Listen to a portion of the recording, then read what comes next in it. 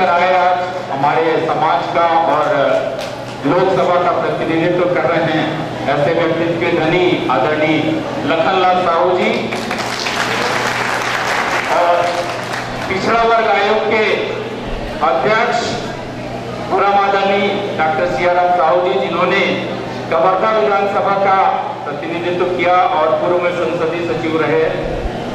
अभी वर्तमान में छत्तीसगढ़ शासन ने उन्हें पिछड़ा वर्ग आयोग के अध्यक्ष के रूप में सम्मान दिया है और वे पिछड़े वर्ग के हित के लिए हमेशा संघर्षशील रहते हैं, हमेशा तत्पर रहते हैं।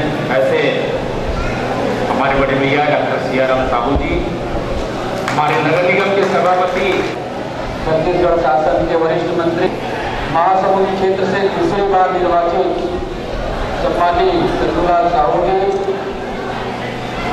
विशिष्ट अतिथि के रूप में माननीय डॉक्टर सियाराम साहू जी अध्यक्ष, अन्य पिछड़ा वर्ग आयोग छत्तीसगढ़ शासन कार्यकारी अध्यक्ष श्रीमान तहसील साहू महासभा और मंच के विराजमान, इतनी बड़ी जम्बो कार्यकारिणी बना है तो निश्चित रूप से संगठन का विस्तार होगा। पहले से ही विकसित है, यद्यपि हमारे संगठन के जो पदाधिकारी हैं वो लगातार मेहनत करके समाज के विकास के लिए संगठित होकर के विभिन्न योजनाओं का संचालन कर रहे हैं।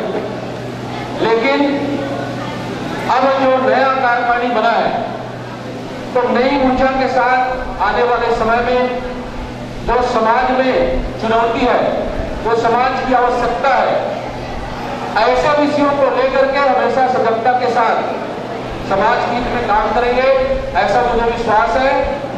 और आप सबको मालूम है समाज के विभिन्न क्षेत्रों में गतिविधि चलता है, चाहे राजनीतिक क्षेत्र हो, चाहे व्यापार का क्षेत्र हो, चाहे शिक्षा का क्षेत्र हो, चाहे आर्थिक विषय हो, चाहे अन्य प्रशासनिक विषयों को लेकर के कहीं न कहीं समाज के पदाधिकारी जैसा जिनको दायित्व मिलता है निरंतर काम करते रहते हैं।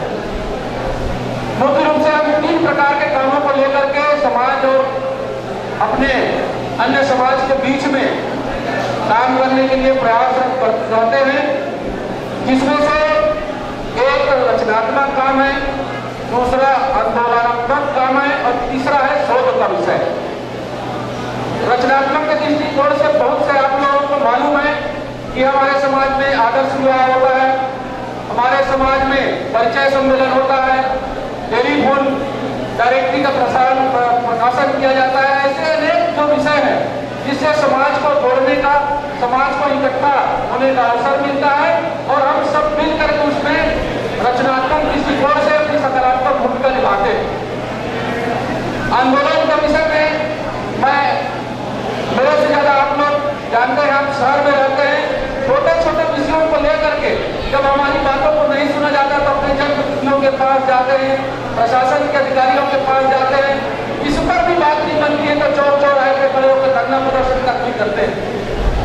परंतु अपनी समाज की जो भावना है, समाज की जो आवश्यकता है, उसको किसी न किसी मंच के माध्यम से अपने जो सक्षम अधिकारी हैं, चाहे जनप्रतिनिधि हो चाहे प्रशासनिक अधिकारी हो, उनके सामने रखते हैं ताकि वो हमारी बात सुने, हमारी भावना का सम्मान करें और हमारे हित में निर्णय ले सके। तो सब लोग बच पाएंगे ये अच्छी बात नहीं है। मैं तो सिर्फ बधाई देने के लिए आया हूँ। तो ये कहना चाहता हूँ कभी समाज का पहचान, जो समाज के महापुरुष, जो समाज के इतिहास और उस समाज के साहित्य से होता है। हम सब साहू समाज सौभाग्यशाली हैं जो हमारे समाज के बहुत शानदार इतिहास है, चाहे वो दादी बाबा साहब हो, कर्मा माता हो, राजी माता हो। इसके साथ साथ आज़ादी के समय में आंदोलन में लड़ने वाले भी संत भक्त शेट्टी जी हैं जो प्रधानमंत्री बने। और अगर आगे देखा जाए तो बहुत से कहावत बना है कि कहाँ राजा भोज कहाँ दिल्ली, मैंने गांगेर दिल्ली भी एक राजा थे जो राजा भोज से युद्ध किए। कभी तो उससे तुलना किया जा रहा है, जो कहा जाता है बात ठीक होती है, बात होती है। तो साहू समाज के गरिमा, साहू समाज के इतिहास, साहू समाज गौरव कहीं पर भी कोई कमी नहीं। लेकिन आज हम कहाँ हैं? क्या उस गरिमा को हम आज बरकरार रखे हैं? क्या उस गरिमा का रूप हमारे साहू समाज का विकास हुआ? क्या उस गरिमा, उस गौरव के हिसाब से हम आगे बढ़ रहे हैं? अब उत्तर देखें हैं कि साउथ अफ्रीका के बहुत सारे लोग हमारे शेयर बोल रहे 12 करोड़, जहाँ पे देखे थे 50, 55, 56 करोड़ लाख, तो उसका अफ्रीका में स्थान मिला है? बिल्कुल नहीं मिला है। क्यों नहीं मिला? इस संबंध में चिंता करने की आवश्यकता है। तो क्या बात सही है कि साउथ समाज बहुत आगे आ गया, बहुत पढ़ाई कर गए, बहुत से डॉक्टर वर्ग के लिए इंजीनियर बन गए, बहुत अच्छे से डॉक्टर IPS IAS भी बन गए, लेकिन जिस स्थिति से जिस संख्या है उस हिसाब से हमारा विकास नहीं हो पाया, उस हिसाब से बहुत से क्षेत्र में हमें नेतृत्व करने का अवसर प्राप्त नहीं हुआ। क्यों नहीं हुआ? इस समय चिंतन करें और चिंतन करके उसके हिसाब से हम प्रयास करें, तो प्रयास करके इसको सफलता मिलेगी। मैं सुबह महाविष्णु बोल रहा कि जैसे हम आए तो बहुत लोग खुश थे, अब जो कहकर जरा स्वागत के बाद में सफर का सफर के बाद में भाषण का, उसके बाद में जो चार्मिंग था, जो खुशनुमा था, वो मेरे समाप्त हो गया। तो किस प्रकार से पहले तो ये देखें कि सफर तो ठीक है, यहाँ चप्पल जोड़ पदाधिकारी बना है, लेकिन गाँव समझ में देखता हूँ कि स्वागत लगभग 1 घंटा लग जाता है, तो उसको कैसे कम करें? आज की समाज में मैंने बहुत सारा भवन दिया था, तो उसको कैसे कम करें और अधिक से अधिक वक्ताओं को बोलने का अवसर दें, उसका सोच क्या है, वो क्या कर सकते हैं। मैं कुछ ऐसा श्रद्धालु बोल रहे थे कि यहाँ साढ़े लाख इस नगर में की संख्या है। अब 16 लाख के आप अध्यक्ष हैं, आपसे मैं निवेदन करना चाहता हूँ कि जितने पदाधिकारी जिस वार्ड में हैं, उस वार्ड में एक साउथ समाज के बारे में हिसाब करें, हिसाब रखें कि वास्तव में कितने बच्चे हैं, वो बच्चे वास्तविक पढ़ रहे हैं, किस पढ़ रहे हैं, पढ़ रहे क्या पढ़ रहे हैं। कोई परिवार में ऐसा 10 ऐसा बच्चे हैं जो आर्थिक समीक्षा से स्कूल नहीं जा पाते हैं। 8वीं तक तो शासन स्कूल का पुस्तक दे रही है, चलेगा, उसमें पढ़ लेते हैं। 9वीं 10वीं 11वीं 12वीं भी पढ़ लेते हैं, लेकिन medical college, engineering college, higher education दिक्कतें आती है, तो उसका सर्वे करके पता करें कि आर्थिक दृष्टिकोण से आर्थिक कमी के कारण वो उच्चतर शिक्षा नहीं ले पा रहा हो, तो उसको समाज की तरफ से कैसे हम सहयोग दें, ये चिंतन पहला कर लें। उसके बाद में कोई परिवार में तबियत खराब हो गया, कोई प्रकार से शासन से सहयोग नहीं मिल पा रहा है, तो समाज की तरफ से हम कैसे सहयोग करें, इसका भी चिंता हम करें। तो शिक्षा और स्वास्थ्य के संबंध से चिंता करेंगे तो गरीब परिवार के साउथ समाज के व्यक्ति को लगेगा कि हमारा समाज हमारे बारे में चिंता करता है, हमारा समाज हमारे बारे में जानकारी रखता है। तो इस तरह की जानकारी हम रखेंगे तो 3 लाख या 2.5 लाख हो, वो साउथ समाज के संगठन क्षमता बढ़ेगा। एक आह्वान भी आपके बीच उपस्थित होगा और मैं ये निवेदन करना चाहता हूँ, संगठन प्रजातंत्र में जिसमें संगठन है, जिसमें संख्या की बहुलता है, उसकी ताकत होती है। उस ताकत का प्रदर्शन करें तो हमारी बात मानेंगे के लिए, उसके स्वास्थ्य के लिए, और अन्य उसके जो आवश्यक है, जैसे शादी की जरूरत पड़ गया तो वैसे लोग तो खैर आदर्श हुआ करते हैं, मैं ज़्यादा बोलना नहीं चाहता। तो इस प्रकार से सहयोग करेंगे जिसमें हमारे संगठन में मजबूती आएगी और हर परिवार के लोग हमारे संगठन में जुड़ जाएंगे, तभी हमारी ताकत सही तरीके से दिखाई देगी। तो आज आप सबको शुभकामना बधाई देते हुए, जितने भी नवनिर्वाचित पदाधिकारी हैं उनको शुभकामना देते हुए कि आप अपने कर्तव्य पथ पर अच्छा से काम करते हुए आगे बढ़ें। बिलासपुर की धरती के ऊपर एक सांसद के रूप में किसान का बेटा बैठ सकता है और ऐसे लोगों को छोड़ के दे सकता है जिसकी कल्पना कोई नहीं कर सकता। वहां पर जाकर परम चक्र लेने आने वाले भाई लखन साहू जी पिछड़ा वर्ग आयोग के अध्यक्ष बने, कवर्धा के 2 बार विधायक, आसान बात नहीं है। समय निकालना, परिश्रम लगाना, काम करना और समाज के बीच में अपनी ख्याति को स्थापित करना हर कोई नहीं कर सकता।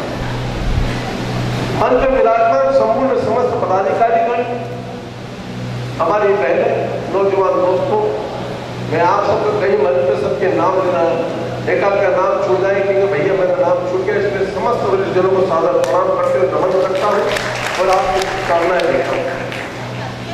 मेरे तो आपकी पूरी टीम के प्रति सहानुभूति के साथ मैं कहना चाहता हूँ, समाज को आगे बढ़ाना है तो हमें भी आगे बढ़ना पड़ेगा। ये ना तो आंकड़ा है ना पिछड़ा है। ये कभी कभी दिमाग की मानसिकता को चुनौती देने का काम करो। कभी किसी को कोई व्यक्ति मिलता, कोई बड़ा अधिकारी मिलता है, उसकी जात नहीं पूछते, मित्र आइए बैठिए साहब, वेलकम। मैं एक मित्र को फोन लगाया, मैं कहा माहेश्वरी जी नमस्कार। तो बाद में कहता मैं वो वाला माहेश्वरी नहीं हूँ भाई। अरे मैं कहा जो भी माहेश्वरी माहेश्वरी तो है मेरे भैया। तो समाज को आगे कैसे लेकर के जाना है? समाज का संगठन, समाज की गति को बढ़ाने के लिए समाज का संगठन होना चाहिए, उसका भवन होना चाहिए, उसकी मीटिंग होना चाहिए, बैठक होना चाहिए, और समाज के अंदर जो युवा साथियों को रोजगार कैसे मिले, हमारे बहनों को काम कैसे मिले, उसके बारे में चिंतन करना चाहिए। जिस दिन आर्थिक व्यवस्था अपना सुधर गया उस दिन समाज अपने आप आगे बढ़ जाएगा, किसी को आगे बढ़ाने की जरूरत नहीं पड़ेगी। ये प्राथमिकता होना चाहिए। और इसीलिए इस बात को मैं कहना चाहता हूं, भवन को बना दिए शांतनु भैया ने 5 और भी ले लो तो कोई फर्क नहीं पड़ता। हमने भी बना दिए भवन, 1 नहीं 2 नहीं 3 4 5 और भी बन जाएंगे, वो भी चिंता नहीं। अरे सीमेंट कांक्रीट के जंगल बनाने से समाज का उत्थान नहीं होता मित्र। उस भवन के अंदर बैठ के रणनीति बनना चाहिए कि मेरे समाज का नौजवान आगे कैसे बढ़े, मेरे समाज का भाई आगे कैसे बढ़े, इसके बारे में विचार करें। इतनी बड़ी संख्या में समाज के लोग रहते हैं, कितने लोगों को रोजगार के संबंध में हमने चिन्हित किया, कितने लोगों को रोजगार दिलाया, कितने लोगों को रोजगार के लिए नोटिस किया, हम लोगों ने आगे बढ़ सकते। कितने पढ़े लिखे नौजवान है जिनको ट्रेनिंग देने के लिए हमारे मन में वो कसक आई है कि नहीं ये मेरा समाज का पढ़ने में सक्षम है, बहुत अच्छा है। आप बहुत अच्छा कर्म विद्यालय चलाते मैं आपका स्वागत करता हूँ। स्कूल में मैं भी गया, मैंने देखा। लेकिन मित्रों, समाज को आगे बढ़ाना तो समाज की रीढ़ को भी समझना पड़ेगा। खाली राजनीतिक भाषण देने के लिए वोट की राजनीति में आते लोग आश्वासन पे दुनिया चल रही, जिंदगी में नाम बोलना सीखो। जिंदगी में नेता कभी हो जाएगा, देखा जाएगा, चिंता क्यों करता? अरे आदमी चले जाएगा जब करेगा मेरे भाई। आश्वासन की दुनिया नहीं चल सकती ज्यादा दिन। अगर वाकई में परिवर्तन लाना है तो लक्ष्य आपको अपना निर्धारित करना पड़ेगा। देखो, दूर खड़ी मंजिल इंगित कर तुम्हें बुलाती है, साहस के बनने वालों पर माथे पड़ने लगता है। क्यों नहीं बनना चाहता समाज? सरकार की योजनाओं का लाभ मिले। मेरा बच्चा पढ़ने जाता है, पढ़ने के उसको क्यों नहीं मिल सकती स्कॉलरशिप? सरकार की योजना स्कॉलरशिप का लाभ क्यों मिलेगा बच्चा? रोजगार के संसाधन उपलब्ध है, उसके हम क्यों नहीं कर सकते? हमारी समाज की इतनी बड़ी बहनें रहती है, मैंने पूरे रामनगर परिक्षेत्र से लेकर के पूरे बुराई टकरावा शुक्रवार गुड़गांव से लेकर के पूरे क्षेत्र के अंदर क्यों बहनों का समूह नहीं बन सकता? इन बहुमूल्य बहनों को रोजगार क्यों नहीं मिल सकता? समूह के माध्यम से कोई रोजगार दो, उनका क्लस्टर बनाओ और इनको अपने स्वाभिमान के साथ में खड़ा करो। ये समाज की उन्नति प्रगति का नाम। दूसरे दिन का आर्डर लेकर के आती है, तेरे पास कौन सी सब्जी बची है, कौन सी सब्जी और चाहिए, तेरे पास कौन सा फल बचा है, कौन सा फल और चाहिए। दूसरे दिन के लिए फिर वापस आर्डर आता है, उसको महीने की बैलेंस शीट बनती है और उसका डाटा कंप्यूटर में है क्लियर कि हमने सब्जी ये भाव में खरीदी थी, फलाने को इतनी सब्जी गई, 10% प्रॉफिट जो पूरा ग्रुप चलाता उसका बचा, उन्होंने कितने में माल बेचा वो उनका प्रॉफिट है। उनको महीने में हिसाब बनाने के बाद जो पैसा उनका जमा होता वो प्रॉफिट ग्रुप को मिल जाता, वो शेयर करके पहले अपना परिवार चलाती है। ये काम महाराष्ट्र के अंदर बड़ी संख्या में चल रही है। कोऑपरेटिव सोसाइटियां चल रही है, कोऑपरेटिव बैंक चल रही है, क्यों नहीं कर सकते हम लोग? हम लोग भी आगे बढ़े, अपने समाज की उन्नति प्रगति के लिए बहुत सारे हैं। पिछला आयोग के अध्यक्ष बेटे चंदू भैया बैठे, रतन भैया बैठे, मैं बैठा हूँ। काम करने में संकोच मत करो मित्र। अभी एक बहुत बड़ी स्कीम चलाई है नरेंद्र भाई मोदी लेकर के आए। अभी जिंदगी के अंदर किसी का बैंक के अंदर खाता नहीं खुला, खाता खुला तो बड़े लोग खुलता था, और कभी बैंक में जाके खाता खुला देता तो कोई जमानतदार चाहिए थे कि भैया कोई जमानतदार ला तेरी गारंटी खोलने का बैंक में खाता खोलने की। जन धन योजना चालू हुई, पूरे देश के अंदर गांव तक के लोगों के खाते खुल गए जाकर के 0 आवर्स के अंदर, और 0 पॉइंट के अंदर जाकर लोगों ने खाते खोले। उनका खाता ही नहीं खोला। उनका हमारी बहन है, कभी जीवन के अंदर हम लोग बीमा नहीं कराते, बीमा कौन कराएगा, पैसा कौन पटाएगा, किस्त कौन पटाएगा? 12 रुपया 1 रुपया महीने के अंदर 12 रुपए के अंदर आपको सुरक्षा कवच मिल गया, 2 लाख रुपए का बीमा हो गया। अगर 200 रुपए का बीमा कराओगे, आपका छोटा मोटा एक्सीडेंट हो गया, कोई भी घटना घट गई, आपको घटना घट गई, तत्काल 2 लाख रुपए की सहायता मिल जाएगी। 200 रुपए पटा दो, जीवन भर के लिए आपका बीमा फ्री है, आपके बाद को पैसा पटाने की जरूरत नहीं। कुछ तो यही नहीं, पूरे देश के अंदर चुनाव के पहले एक बात बोली, उसने सबसे कहा कि देश चुनाव का है भैया, 80% युवा रहते हैं, इनको रोजगार की आवश्यकता है। मेरे पास नौकरी नहीं है, लेकिन रोजगार में दूंगा। और अभी जाकर मुद्रा बैंकिंग की व्यवस्था कर दी, आप लीजिए जाकर के गरीब काम करके आइए, अपने परिवार को छोटा मोटा काम करने वाले चलाने वाले, चाहे रिक्शा चलाने वाला हो, गाड़ी चलाने वाला हो, कंप्यूटर की दुकान खोलने वाला हो, सफाई केंद्र चलाने वाला हो, वो अपनी जाकर के बैंक के अंदर अपना आवेदन दे 50,000 मिल जाएगा लोन, और उसके साथ ही 50,000 लेकर 5 लाख रुपया, 5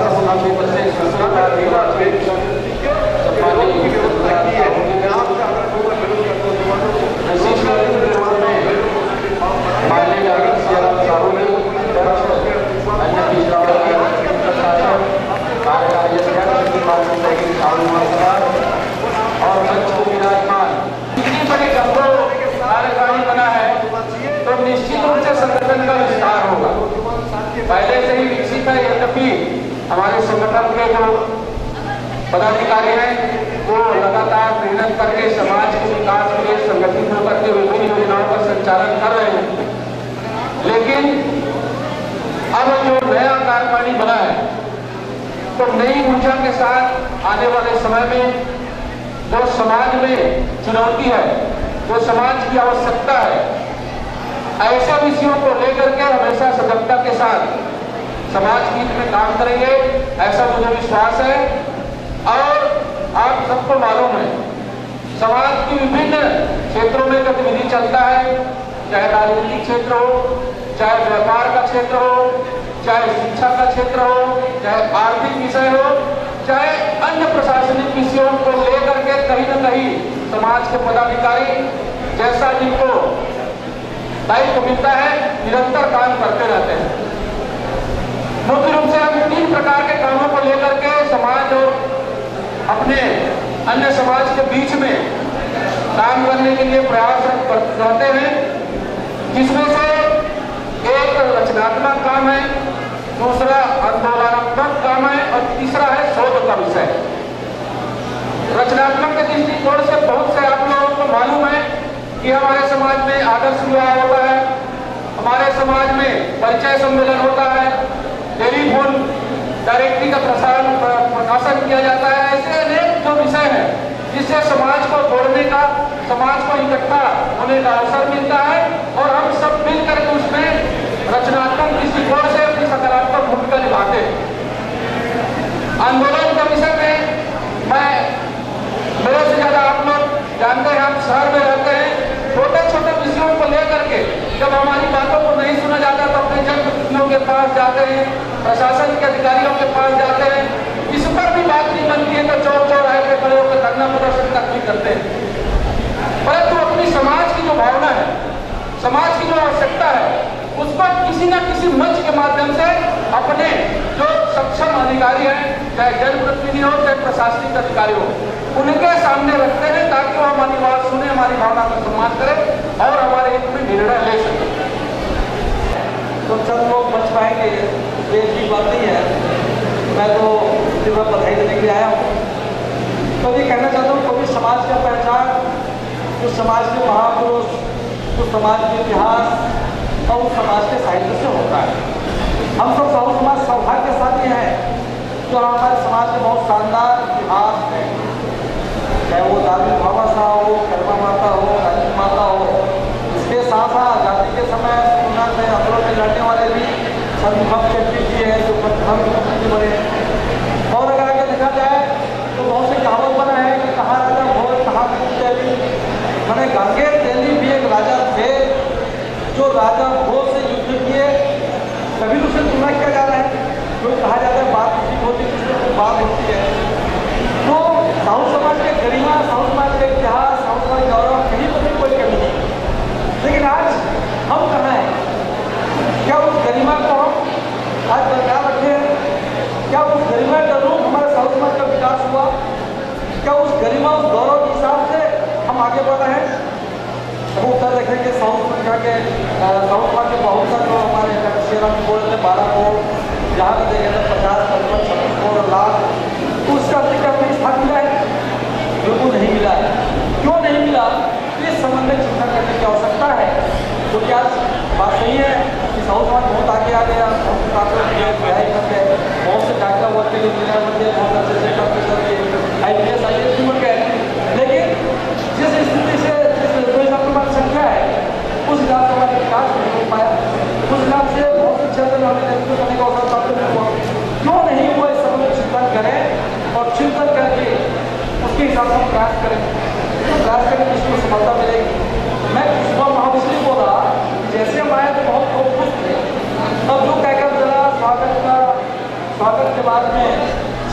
किया के बाद में भाषण का, उसके बाद में जो चार्मिंग था जो कुशुमा था वो पहले समाप्त हो गया।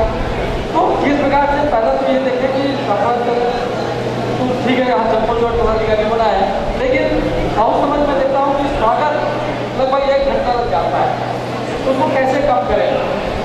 हर चीज समझता में मैंने बहुत सारा भवन दिया था, तो उसको कैसे कम करें और अधिक से अधिक वक्ताओं को बोलने का अवसर दें, उसका सोच क्या है, वो क्या कर सकते हैं।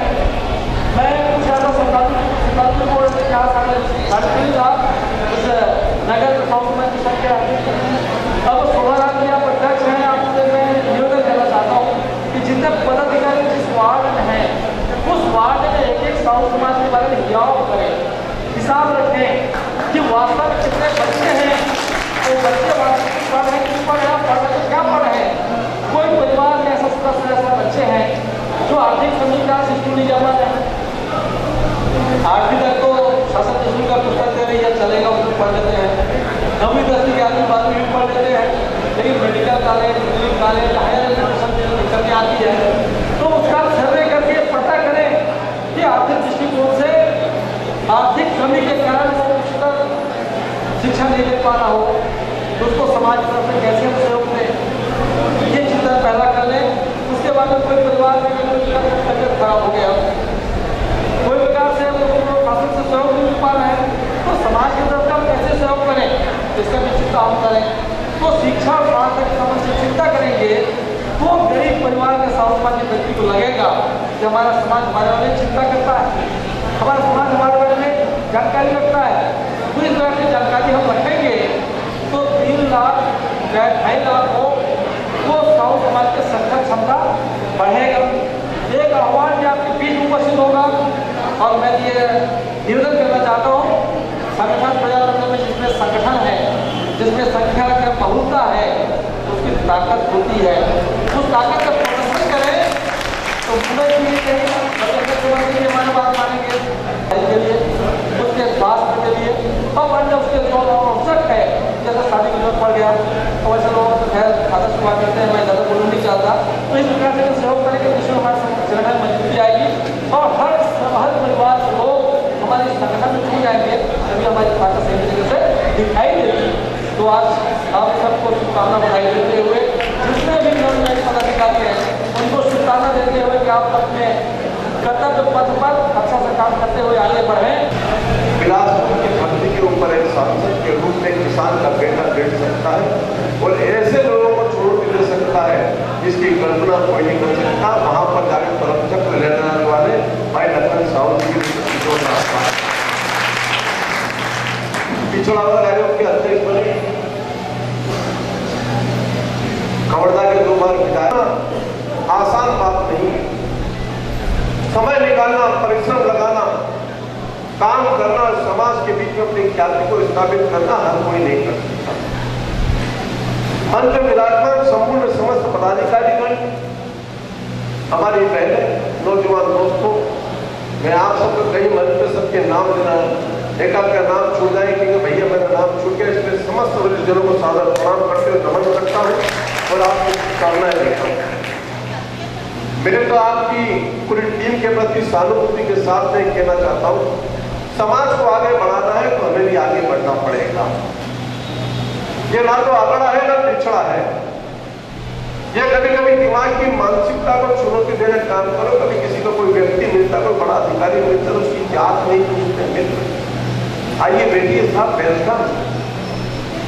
मैं एक मित्र को फोन लगाया, मैं कहा माहेश्वरी जी नमस्कार, तो बाद में कहता मैं वो वाला माहेश्वरी नहीं हूँ भाई। अरे मैं कहा जो भी माहेश्वरी तो है मेरे भैया। तो समाज को आगे कैसे लेकर के जाना, समाज का संगठन है, समाज की गति को बढ़ाने के लिए समाज का संगठन होना चाहिए, उसका भवन होना चाहिए, उसकी मीटिंग होना चाहिए, बैठक होना चाहिए और समाज के अंदर जो युवा साथियों को रोजगार कैसे मिले, हमारे बहनों को काम कैसे मिले, उसके बारे में चिंतन करना चाहिए।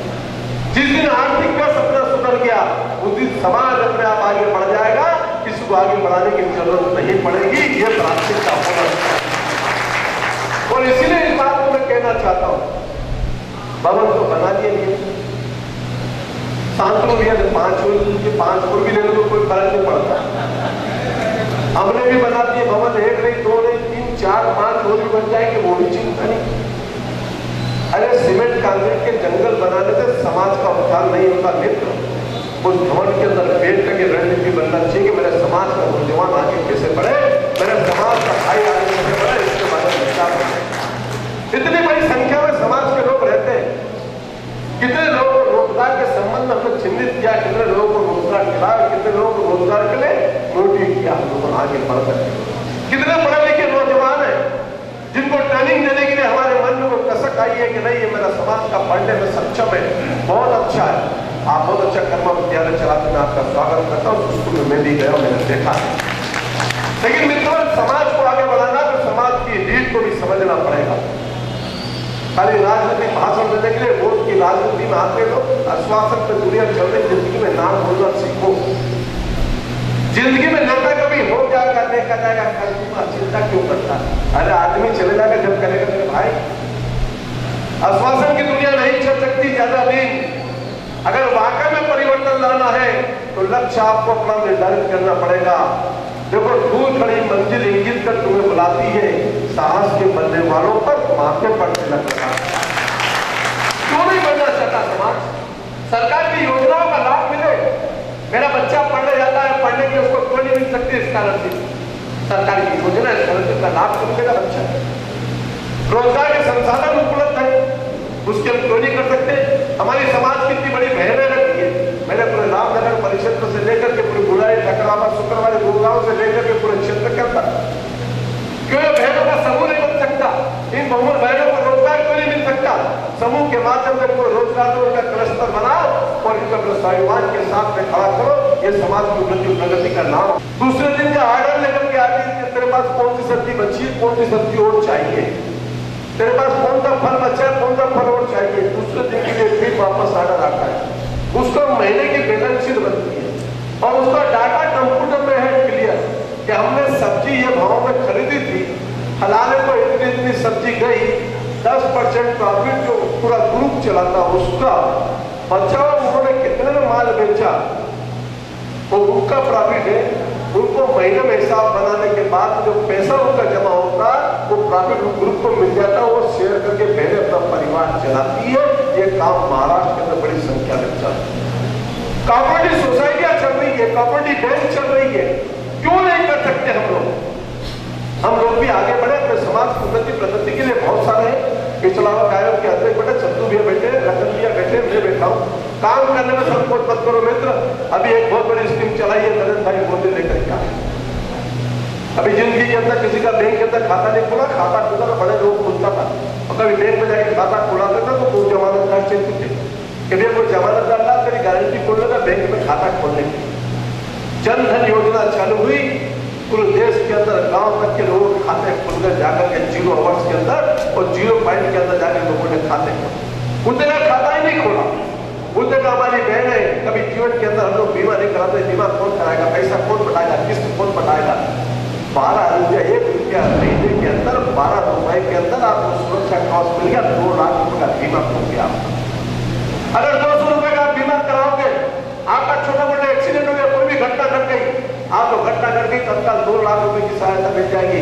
200 रुपए बता दो, जीवन भर के लिए आपका बीमा फ्री है, आपके बाद को पैसा बढ़ाने की जरूरत नहीं। उसने यही नहीं, पूरे देश के अंदर चुनाव के पहले एक बात बोली, उसने सबसे कहा कि देश युवाओं का है। भैया 80% युवा रहते हैं, इनको रोजगार की आवश्यकता है। मेरे पास नौकरी नहीं है लेकिन रोजगार मैं इनको दूंगा। और अभी जाकर मुद्रा बैंकिंग की व्यवस्था कर दी। आप लीजिए, जाकर के खाली फॉर्म भर के आइए।